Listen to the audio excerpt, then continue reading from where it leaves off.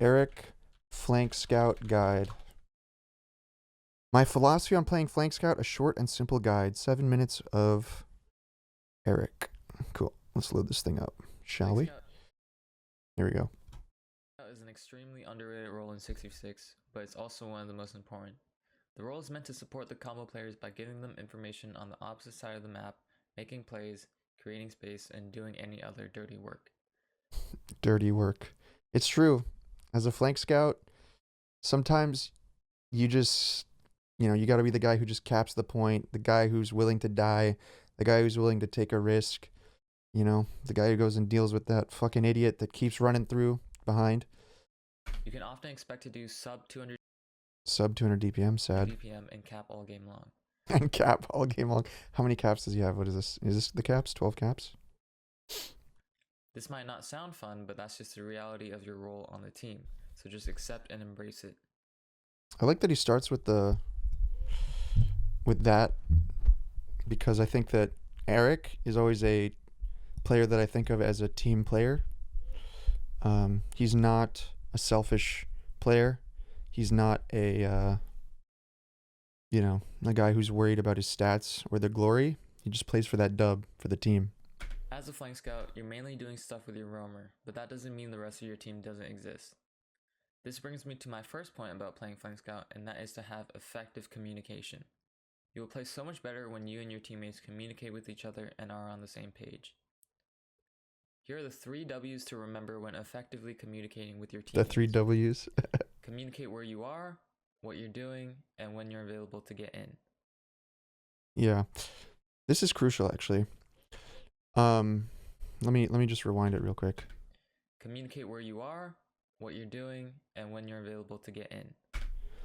So the thing that you'll notice that he didn't say, that what is what you're doing. It's not what you see, which is where a lot of people go wrong, is that they're constantly just calling what they see. And if you want to level up your comms, you go from calling what you see to what you're doing. You know what I mean? You're calling more about yourself rather than the enemy team.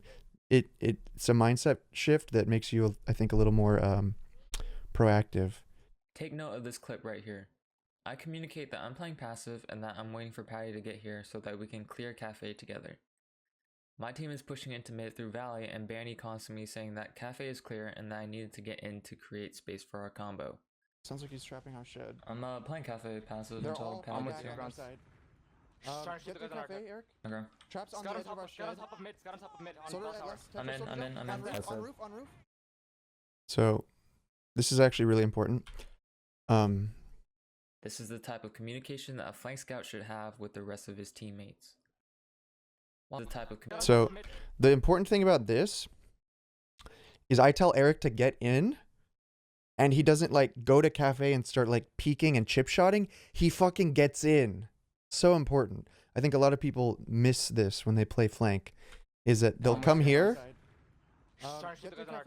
See, I call him in. You hear that? They would stop here and start chip shotting and peeking.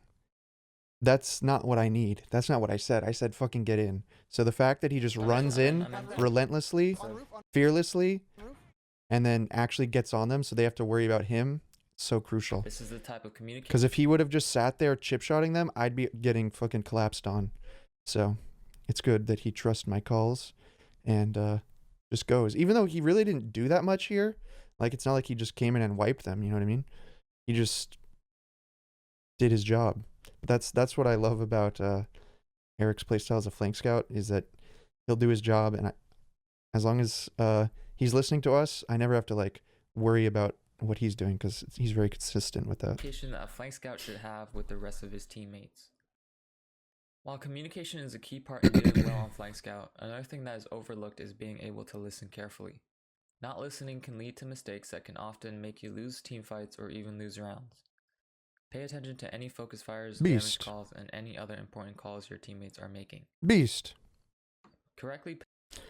Okay. Yeah, so the beauty of this guide is that he's talking about the role in terms of how you fit into the team and how to be a good teammate. It's so important, because I think a lot of people think of flank scout as a DM class. You know, they've seen the Clockwork Frag videos and they think that that's what Flank Scout is. But I really like how this guide starts with more fundamental aspects of teamwork. Positioning yourself on the map is another crucial step in ensuring that you win a team fight. Correct positioning depends on two things: high ground and your teammates. Finding high ground is an extremely important habit that all scout mains should have. Being on the high ground forces your opponents to either challenge you directly or by shifting spam up there to get you off. Who are these people that he's rolling? Another thing about positioning is being aware of the location of your teammates. But yeah, it's a really good point. Extremely important is habit. that if you just always rotate back to high ground, combo scout, flank scout, either one, it's really good. That all scout mains should have. And the most important thing here is that he just killed the medic in this clip. So now the high ground becomes kind of that safe position where he can deny people a lot better and also be harder to kill. So it's just another good habit of like positioning quickly after you get important kills. On the high ground forces your opponents to either challenge you directly or by shifting spam up I've there. played with a lot of people that they try to tell me that they couldn't get into a good position, but this is kind of how it should look. It's like you're killing him while you're getting into a good position because you can see one step ahead. Whereas a lot of people, if they were fighting this, they would like run all the way up here and commit into that corner for the med pick. And it's like, sure, you got the med pick, but did you have to commit that hard and sacrifice all of your positioning in order to do it? The best players in the game will be able to know kind of the minimum amount of like commitment they need to make in order to have the maximum amount of impact, so that they're always getting the value without dying for it. You know what I mean? Being on the high ground forces your opponents to either challenge you directly or by shifting spam up there to get you off. Another thing about positioning is being aware of the location of your teammates. You never want to isolate yourself from the rest of your team because you... Oh, I need to make this loop and just play it back and send it to Yum Yum. Aware of the location of your teammates. You never want to isolate yourself from the rest of your team because you can easily get focus fired and your teammates will not be there to support you. Yeah, a lot of people think flank scout means be as far away from your team as possible. It's a bit misleading, the terminology, but yeah, so that's a really important one. Here's an example of this scenario playing out. My team and I decide to Uber exchange back into Snakewater middle. I make sure to block the point so that Bandy can spawn and end the Uber on high ground. The other team's scout makes the mistake of isolating himself away from the rest of his team, and we quickly focus fire him down. How foolish of that scout. My team has a numbers advantage along with high ground. I'm able to kill... His name is Flank Scout.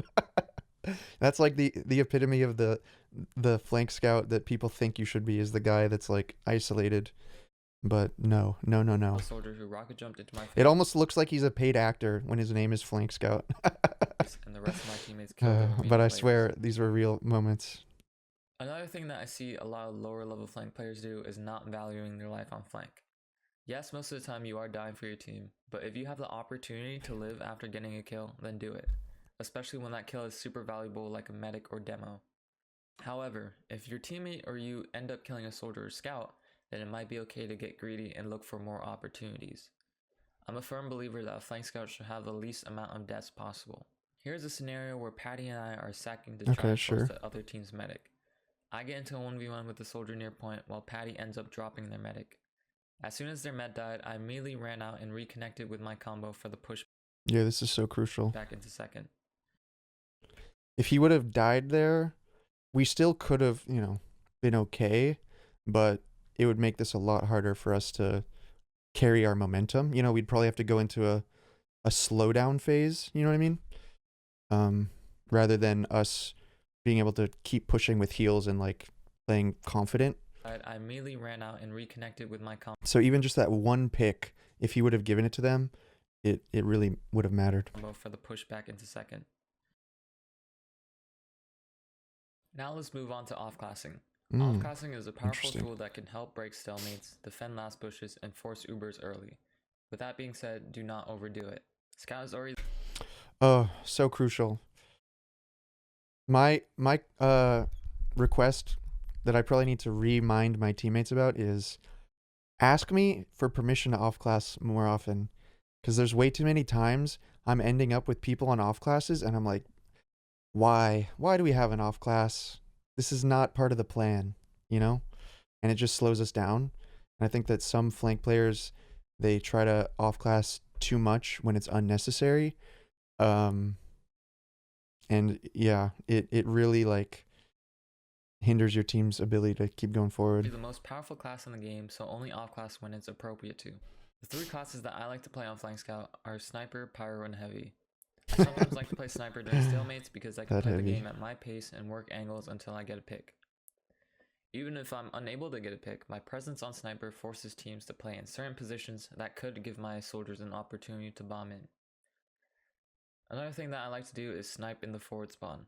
He really couldn't find a clip of doing this. He had to go into an empty server and do it. This is an easy way to get a kill or force while still being able to switch back to scout. I really only ever walk out of the forward spawn if the map is big like Process or if it has really good sniper sightlines. Pyro is another good off class to go to when defending LAS, particularly if the LAS has small choke points like Metalworks and Gully Wash. It's super. Not NG. NG is a great off class, but when I played with Arekk, I was the designated NG. I love playing NG, and so whenever I have a flank scout partner, one of the most important things that I value in a flank scout is, can you play pyro? Because I never play pyro. I suck at pyro. I hate playing pyro, but I love playing NG. So if I can play NG and they can play pyro, it's a perfect match, you know? So he never played NG. I liked playing NG. To me, it just made sense that the combo scout played NG because I feel like NG is just such a, I don't know, it's kind of like a safety net. It's a very safe class to play. And you swap consistently and go to your medic. So it just made sense. I don't know why. I'm sure you could get away with it, you know, being flipped. And some people do that. But to me playing NG just always made the most sense. And I never felt like we were missing a scout because I was playing NG. I don't know. Super important for your soldiers to be spotting where It's the an other anchor, team's yeah, combo kind is of. so you can rotate accordingly. Combine the Pyro's air blast along with spam from your demo man, and you can often shut a team's Uber down.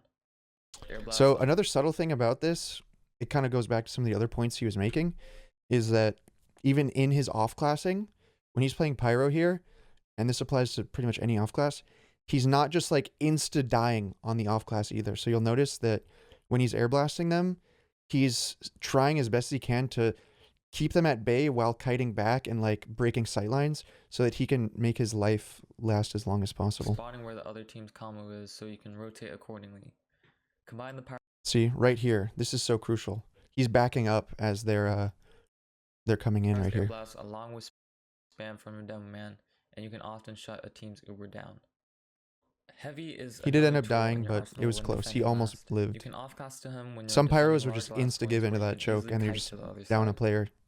Might as well Something kill that I like binded. to do when defending last What is is to start this? off by sniping in spawn to force Why is he putting a Huntsman clip in here? or get an early pick and immediately switching to heavy. What is I he like playing in doing? spawn to heavy so I can make sure I don't die. Heavy is good because of his high health and ability to mow down people up close. Mm-hmm. Being good at mids is a valuable asset for any team because it gives Valid. you guys more opportunities. I mean, at the end of the day, it is like you're just fishing for a pick. So Huntsman or sniper rifle, it actually doesn't matter. The only issue with Huntsman is their medic is more likely to disrespect and potentially milk the Uber. Potentially. It's much more likely that a medic will pop if you're on a bullet sniper rifle, you know? But there's always just that chance. As long as you don't die, there's really no harm in it, you know, Huntsman or sniper rifle. And then switching to heavy, coming out with 450, boom. It's lovely. The push rather than defend. Especially if you time it so that it's just as their Uber is ending and they're like out of ammo, that heavy comes out with 450. It's almost impossible for them to shut him down. Flank Scout, there are 2 ways of approaching mid, fast and slow. On faster paced mids, your team is the one initiating the fight first. Your main objective on Flank Scout during this is to support your soldier bombs and kill any players who are distracted by their bombs. Make sure you're buffed as close to 185 as possible before trying to push. Quick note, it doesn't really matter who initiates the aggression first as long as your entire team is on the same page. On slower mids, the other team will be the ones to initiate the aggression first. I like to start off my mid dodging any upcoming spam and making sure I get a nice buff from skis. My main goal of slow mids is to help Habib deny the other team from pushing the point and shooting us in the back. The only time I really ever help shoot bombing soldiers is if they land on my face or if I can kill them quickly. For the most part, you should trust your combo scout to kill them. Really? That one I feel like I don't know. This one's kind of ambiguous. I think it could go either way. For the most part, but these soldiers really do look like free kills to me. Your combo scout. Like, that soldier is so close. That's an easy 60 damage shot for him. If he even just like shot him once while moving forward, I don't think that would be bad, you know? And I would appreciate it as the combo scout to not have to deal with 2 fully buffed soldiers landing on my medic. Yeah, the worst thing you can do is kind of like isolate yourself over here, chip shotting them, and just like staying here so that you're neither helping the combo nor helping the bomb. So you do kind of want to commit to one or the other, I would say. So if he's going to hit that guy, he needs to be doing it while moving towards their combo or moving towards our combo. That's all. To kill them.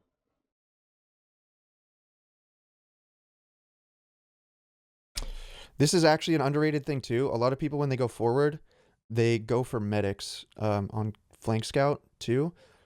But if you can kill enemy scouts that are distracted, that's so huge. And I think a lot of the mids that he put in this video showed him shooting scouts. So keep that in mind. Distracted by their like, he's shooting a lot of scouts. So these scout picks are huge. Make sure you're buffed as close to 185 as possible before trying to push. Quick note, it doesn't really matter who initiates the aggression first as long as your entire team is on the same page. On slower mids, the other team will be the ones to initiate the aggression first. I like to start off my mid dodging any upcoming spam and making sure I get a nice buff from skis. My main goal of slow mids is to help. See, look at this. He's killing a lot of scouts, so underrated priority. Right. For my final topic, I want to talk about aiming and practicing. You can make aiming and practicing last. It's so interesting. He talked about all the like fundamentals of being a teammate and all that, and playing the role, and then he's only touching on the DM last.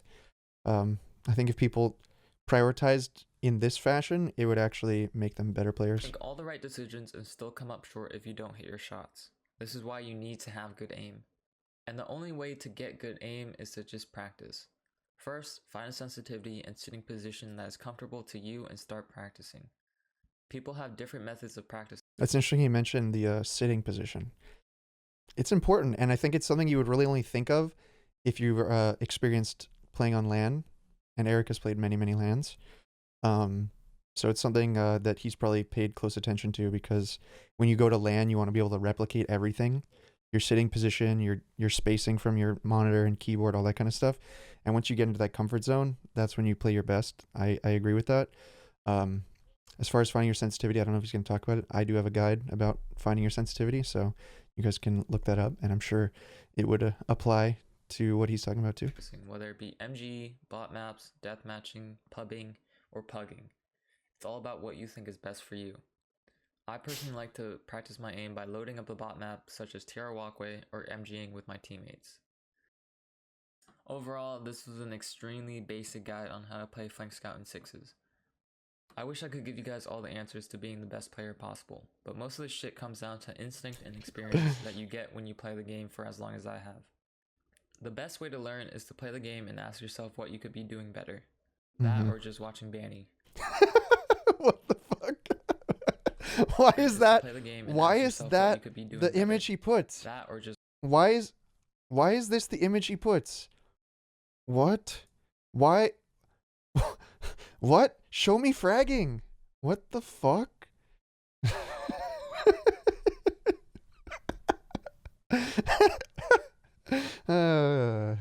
Well, it's still good advice regardless. Just watching Banny. You know, Arekk and Habib, they both talked about how they watched me my streams a lot when they were trying to learn and improve. So I'm glad to have helped them, and you know, they became very fine players and great teammates that I really enjoyed playing with. Maybe someday I don't know, someone out there who's watching this will will follow in their footsteps and be one of my teammates someday. You know, if you follow these guides, become the best, then it's almost an inevitability. All right. But shout out to Arekk, good guide. He left an incredible legacy in this game. Retirement back into world championship speed run, any percent world record holder. So shout out to Arekk. All right, guys. Hope you enjoyed that video. Don't worry though, I'm not becoming a reaction only channel, but I thought this would be some good content for you guys. Hope you enjoyed it. Right now, I'd just like to thank all my Patreon supporters, as you can see here across the screen. Special shout out to John, who's been supporting at level 4 for a little bit, and I've been working closely with him and his team to help them level up and improve. If you'd like to get your name up here or get early access to my videos and other exclusive content, head over to patreon.com/Banny. You can sign up there. As always, I greatly appreciate the support. More content coming soon, 2023. It's going to be my year. Let's do it.